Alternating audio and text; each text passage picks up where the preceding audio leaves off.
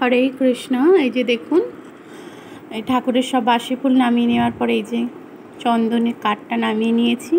কেশর আর কর্পূর দিয়ে এবারে চন্দনটা ঘুঁটে নেব, যেমন রোজকার চন্দন ঘুঁটি সেভাবেই চন্দনটা এই যে ঘুঁটে ফেলছি। কি বলুন তো, বেশি করে ঘুঁটে রাখলে সুবিধেই হয়, তারপরের দিন আর অতটা সময় নষ্ট হয় না। কিন্তু আমারও সময় হয় না যে বেশি করে একটু ঘুঁটে রাখবো। ছোট বাচ্চা নিয়ে থাকি তো, ওকে স্কুল পাঠানো, রেডি করা হয় না সময়।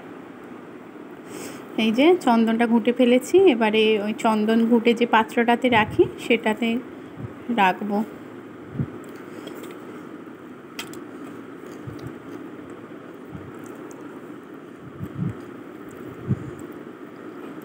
অপূর্ব গন্ধ, জানেন তো, এই চন্দন, কর্পূর আর কেশর মিলিয়ে যেই চন্দনের পেস্টটা রেডি হয়, খুব সুন্দর গন্ধ।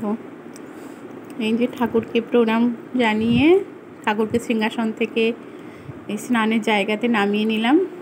চন্দন মেখে মেখে দেখুন ঠাকুরের চুলে চারিদিকে সব পোশাকে চন্দন লেগে থাকে। রোজ রোজ ঠাকুরের পোশাক চেঞ্জ করার পর আমি ওগুলো ধুয়ে মিলিয়ে দিই, আবার তার পরের দিন ব্যবহারের জন্য। এই যে আস্তে আস্তে সব অস্ত্রগুলোও নামিয়ে নিচ্ছি, বস্ত্রটাও খুলে ফেললাম।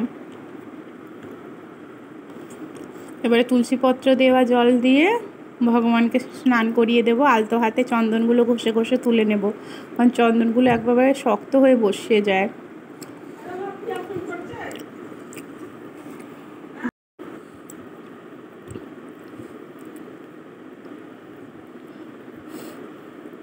প্রায় ঠাকুরকে স্নান করানো শেষ। এবারে ঠাকুরের গা মুছিয়ে দেব, যেমন রোজই মোছাই। আস্তে আস্তে করে আলতো হাতে গাটা মুছে নিতে হবে, যেন ঠাকুরের গায়ে খুব জোরে আঘাত না লাগে।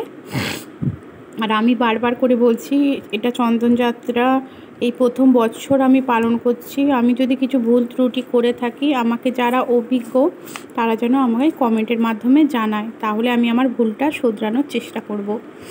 এই যে দেখুন ঠাকুরের শ্রীঅঙ্গ কত চকচক করছে। এবারে ঠাকুরকে তার বস্ত্রটা পরিয়ে দেব।